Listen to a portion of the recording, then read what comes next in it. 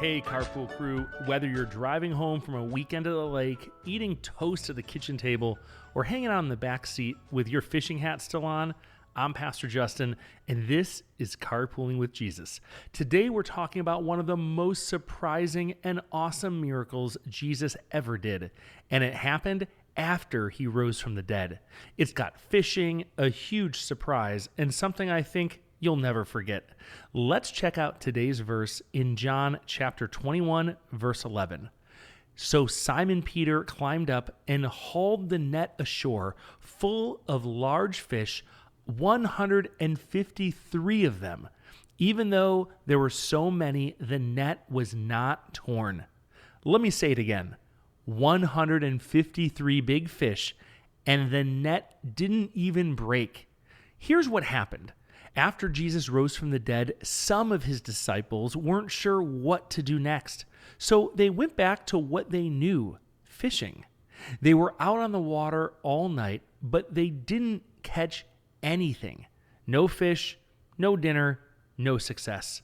Then, early in the morning, a man stood on the beach. They didn't know it was Jesus yet, and he called out to them, "Friends, you haven't caught anything, have you?"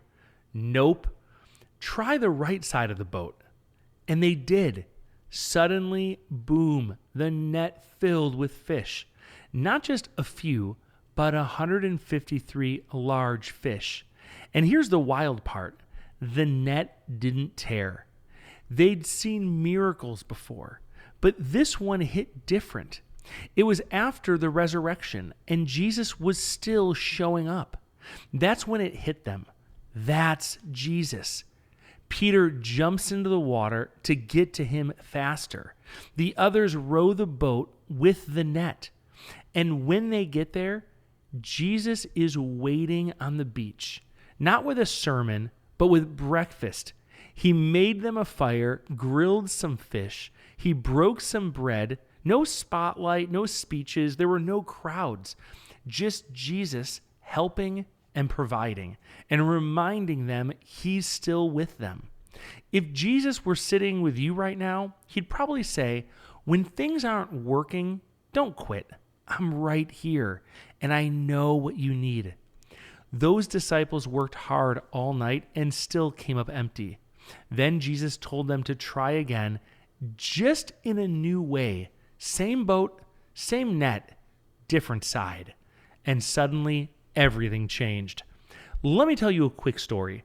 One summer, I was at the lake trying to skip rocks. I kept picking the wrong ones. Too heavy, too oddly shaped. It just wasn't working. I was getting so frustrated. Then a guy nearby, an older fisherman, came over to my mom and I and handed me a flat, smooth rock and said, "Try this." I did, and it skipped across the water like magic. That rock changed everything.